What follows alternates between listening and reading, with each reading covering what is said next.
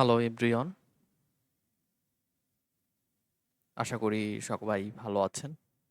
আমি সুমিত, আপনাদের সবাইকে স্বাগত জানাচ্ছি সুমিত দাস জয় চ্যানেলে, ইউটিউব চ্যানেলে। আজকে যে বিষয়টি নিয়ে আলোচনা করব সেটি হচ্ছে বাংলাদেশের প্রচলিত ভ্যাট ও ট্যাক্স হার নিয়ে। টাকা আয় করা যেমন কঠিন, তেমনি দেশের নাগরিক হিসেবে ভ্যাট আর ট্যাক্সের হিসাব বোঝাটাও কিন্তু কম ভেজালের নয়। বিশেষ করে প্রতি বছর যখন বাজেট বদলায়, তখন কোন জিনিসে কত ভ্যাট কাটছে তা জানাটা আমাদের পকেটের সুরক্ষার জন্যই জানা জরুরি। আজ আমরা একদম সহজ ভাষায় জানব ২০২৫-২৬ অর্থবছরে বাংলাদেশে কোন পণ্য বা সেবার উপরে কত শতাংশ ভ্যাট এবং ট্যাক্স নির্ধারণ করা হয়েছে। তাই ভিডিওটি না টেনে শেষ পর্যন্ত দেখুন, কারণ আজকের ভিডিওটি আপনার টাকা বাঁচাবে। তো এখানে দেখেন, হালনাগাদ হচ্ছে ২০২৫-২৬ অর্থবছরের জন্য।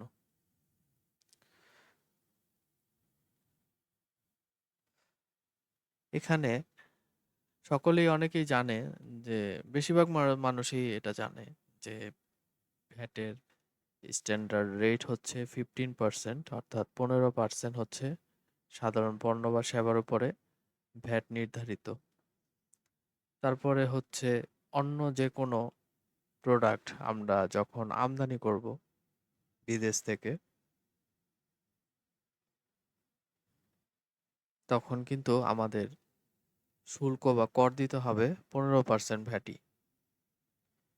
কিছু পণ্য বা সেবার উপরে আবার 0% বা অব্যাহতি দেওয়া হয়, অর্থাৎ ওইটার মধ্যে কোনো ভ্যাট নেয় না।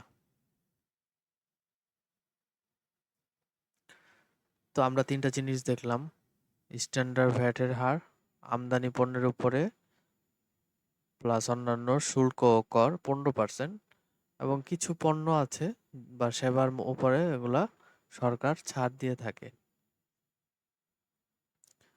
এখন দেখেন নিচে যে 15% যেটা হলো স্ট্যান্ডার্ড যে ভ্যাটের রেট, এর মধ্যে অনেক কিছু থাকে যেগুলা সেপারেটলি আলাদা আলাদাভাবে ভ্যাট নির্ধারিত থাকে। তো আমরা দেখি সিরিয়াল অনুযায়ী। ১ নাম্বারটা দেখেন, খাবার ও রেস্টুরেন্ট। আমরা যেকোনো রেস্টুরেন্টে খেতে গেলে কিন্তু আমাদের নিজের অনেকে জেনে ভ্যাট দিয়ে থাকি, আবার অনেকে কিন্তু খাওয়ার পরে দেখি যে বিল কিছু টাকা বেশি। সেক্ষেত্রে অনেক সময় নিজের মনে সন্দেহ থাকে যে আসলে এই টাকাটা কিসের জন্য নিল।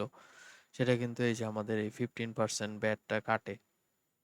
অর্থাৎ রেস্টুরেন্ট আপনার থেকে এই ভ্যাটটা কেটে রাখে এবং সেটা পরবর্তীতে কিন্তু সরকারকে জমা দিয়ে দেয়। তো সাধারণ রেস্টুরেন্টের ক্ষেত্রে 5%। এখানে রেস্টুরেন্টের আবার ক্যাটাগরি করা। সব রেস্টুরেন্টে 15% নিবে না। যারা কিরকম সেবা দিচ্ছে আপনাকে তার উপরে ডিপেন্ড করে কিন্তু এই ভ্যাটের পার্সেন্টেজটা মানে নির্ধারিত হচ্ছে। দেখেন সাধারণ মানের রেস্টুরেন্টে 5%। সাধারণ মানের রেস্টুরেন্টে 5%।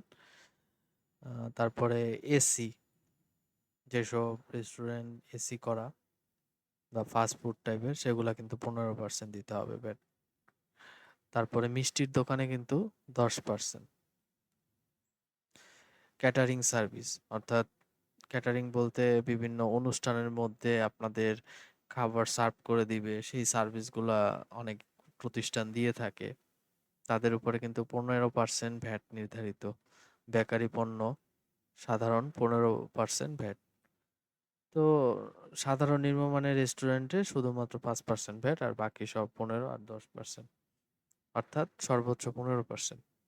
২ নম্বর দেখেন হোটেল ও আবাসন সার্ভিস। নন এসি হোটেলে আপনার 10% ভ্যাট কেটে রাখবে। এসি হোটেলে 15%। লজি বা ড্রাই ক্লিন, লন্ড্রি টাইপের যেই থাকে ওইগুলোতে 15%। গ্যারেজ বা ওয়ার্কশপ, যেমন রিপেয়ার শপ, গাড়ি রিপেয়ার করা হয়, মোটরসাইকেল রিপেয়ার করা হয়, এরা 10% কিন্তু ভ্যাট দিবে সরকারকে। পার্কিং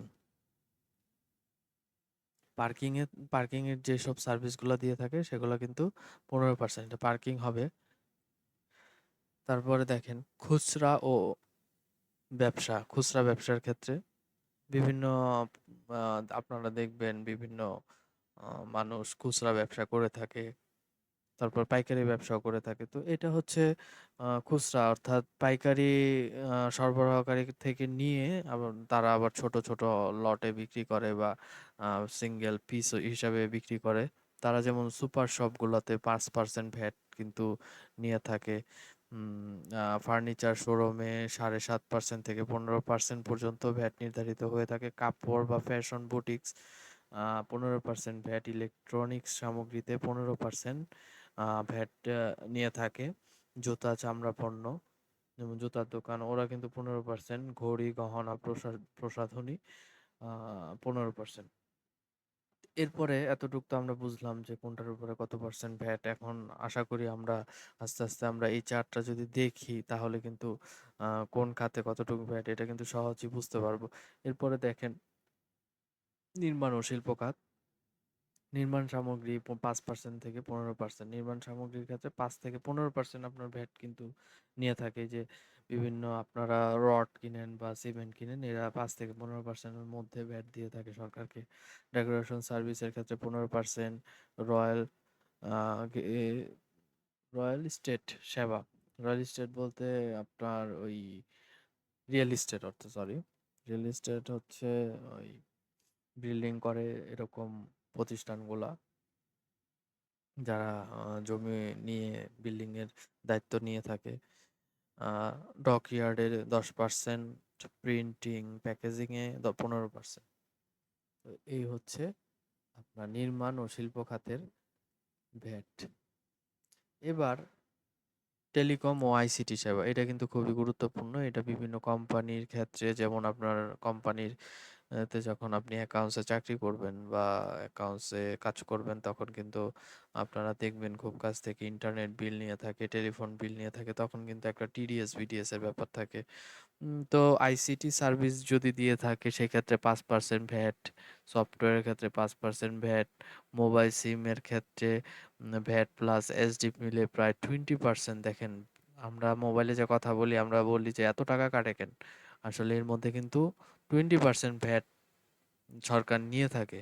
যার কারণে আমাদের মোবাইলের কল রেট অনেক বেশি হয়ে যায়। 1 মিনিট কথা বললে 3 টাকা 4 টাকা মিনিট কেটে ফেলে। তো এই হচ্ছে বিষয় যে ইন্টারনালি 20% কিন্তু কেটে যায়, যার কারণে আমরা কিন্তু কিছুই বুঝি না। ইন্টারনেটের সেবার ক্ষেত্রে এই যে 20% ভ্যাট, যেমন আপনি 500 টাকার লাইন চালাবেন ইন্টারনেটের, আপনার থেকে নিবে 525 টাকা। তো এরকম ভাবে বেশি বেশি টাকা নেয়, তখন কিন্তু এটা ভ্যাটের কারণেই নিয়ে থাকে। ডিজিটাল সেবা বা অনলাইনে কোনো সার্ভিস দিলে 5 থেকে 15% ভ্যাট নেওয়ার নিয়ম। তারপরে হচ্ছে 6 নাম্বারটা হচ্ছে জ্বালানি ও পরিবহন খাতে। ডিজেলের ক্ষেত্রে 5%, অকটেন বা পেট্রোলের ক্ষেত্রে 5%, সিএনজির ক্ষেত্রে 5%, লুব্রিকেন্ট তেলের ক্ষেত্রে 5%, এয়ার টিকেট অর্থাৎ ডোমেস্টিক এয়ার টিকেটের ক্ষেত্রে 15%, অ্যান্ড ইন্টারন্যাশনাল এয়ার টিকেট অর্থাৎ আন্তর্জাতিকের ক্ষেত্রে আপনার 15%। দুইটাই কিন্তু একই, আপনি দেশে ভ্রমণ করেন অথবা দেশের বাইরে যান সেটা কিন্তু দুইটার এয়ার টিকেটের মধ্যে ভ্যাট কিন্তু একই। স্বাস্থ্য খাত ও ওষুধ খাতে, তো স্থানীয় ওষুধে 3% অর্থাৎ ফার্মেসি বা এগুলোতে 3% ভ্যাট কাটে। আমদানি ওষুধের ক্ষেত্রে শুল্ক কাটবে, শুল্কর সাথে কিন্তু আবার ভ্যাটও অ্যাড হবে। চিকিৎসা সরঞ্জাম 5 থেকে 15%, ডায়াগনস্টিক সেবা 5 থেকে 15%, হাসপাতাল সেবা 15%। এরপরে দেখেন 4 নাম্বারটা, সরি 8 নাম্বারটা হচ্ছে শিক্ষা ও বিনোদন।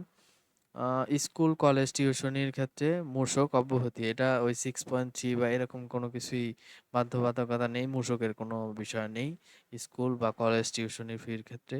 ধরেন কোনো একটি স্টুডেন্ট পড়াচ্ছে টিউশন করছে তখন কিন্তু এই ভ্যাটটা আপনার অব্যাহতি দিয়ে থাকে সরকার। কোচিং সেন্টারের ক্ষেত্রে কিন্তু আপনার ভ্যাট দিতে হয় 15%, সিনেমার ক্ষেত্রে 15%, সিনেমা হলের ক্ষেত্রে অর্থাৎ সিনেমা সিনেমা হল বলতে তো বোঝেনি সবাই, পার্ক বিনোদন কেন্দ্রে 15%। আমরা পার্ক বা বিনোদন কেন্দ্রে টিকিট কাটতে যাই তখন কিন্তু 15% ভ্যাট কেটে নেয়। সিনেমা হলটাও সেম, আমরা যখন টিকিট কাটি ওর মধ্যে কিন্তু ইনক্লুডেড ভ্যাট থাকে। জিম বা ফিটনেসের ক্ষেত্রে 15%। 9 নম্বরটা দেখেন, পরিষ্কার পরিচ্ছন্ন সামগ্রীর ক্ষেত্রে 7.5%। আর কর্মচারী সেবা এর ক্ষেত্রে 15%। আপ্যায়ন 15%। সরকারি কর্মচারীর বেতন 0%। কোনো সরকারি কর্মচারীর বেতনের ক্ষেত্রে কিন্তু ভ্যাট দিতে হয় না, এটা আপনারা হয়তো সবাই জানেন। সরকারি ব্যাংকিং ও আর্থিক সেবা খাতে 15%, বীমা সেবায় 15%। এখন নিচের দিকে দেখেন, আমদানি পণ্যে অতিরিক্ত কর ও শুল্কের বিবরণ। আমদানি কোনো পণ্য আমদানি করার ক্ষেত্রে সেখানে কিভাবে কর ও শুল্ক দেওয়া হয় সেটা হচ্ছে যে কাস্টমস ডিউটি সিডি পণ্যের ধরন অনুযায়ী 0 থেকে 60% প্লাস পর্যন্ত। তার 0 থেকে পণ্য যে কি ক্যাটাগরির পণ্য সেটা কাস্টমস ডিউটি 0 থেকে 60% পর্যন্ত হতে পারে। সাপ্লিমেন্টারি ডিউটি সিডি এর উপর নির্ধারিত হারে, অর্থাৎ কাস্টম ডিউটির উপরে নির্ধারিত হারে আপনার সাপ্লিমেন্টারি ডিউটিটা কাটে। সেটা সাধারণত 15 থেকে 100% পর্যন্ত হয়ে থাকে। রেগুলেটরি ডিউটি নির্দিষ্ট কিছু পণ্যের উপরে রেগুলেটরি ডিউটিটা কাটে। অ্যাডভান্স ট্যাক্স এটি পণ্যের ধরন অনুযায়ী নির্ধারিত হারে, মানে আপনি কি পণ্য আমদানি করছেন সেটার উপরে এই অ্যাডভান্স ট্যাক্সটা কাটে। ভ্যালু অ্যাডেড ট্যাক্স অর্থাৎ ভ্যাট সাধারণত 15%। CD plus SD customs duty, supplementary duty plus regulatory duty plus advance tax এর উপরে কাটে। এই সবগুলোর উপরে এই ভ্যালু অ্যাডেড ট্যাক্স মানে ভ্যাট। তারপরে হচ্ছে advance income tax, AIT. AIT হচ্ছে আপনার এটা আমদানি পণ্যের ক্ষেত্রে এটা হচ্ছে এআইটি, কিন্তু আমরা যখন যে কোনো প্রতিষ্ঠানের ক্ষেত্রে এআইটি দেখব তখন কিন্তু সেটা নট অনলি প্রতিষ্ঠান, এটা আপনার গাড়ি কিনলে গাড়ির ক্ষেত্রেও এআইটি দিতে হয়, মানে অ্যাডভান্স ইনকাম ট্যাক্স। আপনাকে ধরেন গাড়ি আপনি চালাবেন, আগে আপনাকে ইনকাম ট্যাক্স আগে দিয়ে দিতে হবে, সেটি হচ্ছে অ্যাডভান্স এআইটি। এটা আমদানির ক্ষেত্রে কিছু ক্ষেত্রে আপনার দিতে হয়। তো এখানে দেখেন গুরুত্বপূর্ণ তথ্য, স্ট্যান্ডার্ড ভ্যাট রেট হচ্ছে 15%। তো যে কোনো পণ্যের ক্ষেত্রে 15%। কিছু পণ্য সেবা ভ্যাট প্রযোজ্য নয়, কিছু কিছু পণ্যের ক্ষেত্রে 0% ভ্যাট দিতে হয় না। যেমন এই যে আমরা একটা কোথায় পেলাম, এই যে স্কুল কলেজ বা টিউশনি ফি এর ক্ষেত্রে মূসক বইতে, অর্থাৎ এটার মধ্যে কিন্তু ভ্যাট দিতে হচ্ছে না। ভ্যাটের সাথে প্রযোজ্য এসডি, আরডি, এটি, এআইটি ইত্যাদি যোগ হতে পারে। ভ্যাটের সাথে এগুলো যোগ হবে। হার বিভিন্ন পণ্যের ক্ষেত্রে এস কোড উপদেশগুলো এখানে লেখাটা বোঝা যাচ্ছে না, উপরে নির্ভর করে পরিবর্তন হতে পারে। তো এটা বোঝা যাচ্ছে যে কোনো যে কোনো প্রোডাক্টের উপরে এটা নির্ভর করে সেটা পরিবর্তনশীল হবে। আর আপনারা যদি একদম আপডেট তথ্য জানতে চান তাহলে এনবিআর এর ওয়েবসাইটে আপনারা চোখ রাখবেন এবং ওইখানে ব্রাউজ করলে আপডেট ইনফরমেশনগুলো পাওয়া যাবে। অর্থাৎ এই ভ্যাটের এটা কিন্তু প্রত্যেক বছরই পরিবর্তন হয় বাজেটের সাথে সাথে। তো এর জন্য আপনার যদি আপডেট ইনফরমেশন দরকার হয় অবশ্যই এই ওয়েবসাইটের মধ্যে ঢুকবেন, এনবিআর এর নিজস্ব ওয়েবসাইটে। এটার মধ্যে ঢুকলে আপনারা আশা করি পেয়ে যাবেন। ভিডিওটি যদি ভালো লাগে তাহলে অবশ্যই চ্যানেলটি সাবস্ক্রাইব করবেন এবং বেল আইকনটি প্রেস করে রাখবেন, পরবর্তী ভিডিও যেন সবার আগে পেয়ে যান। ধন্যবাদ সবাইকে।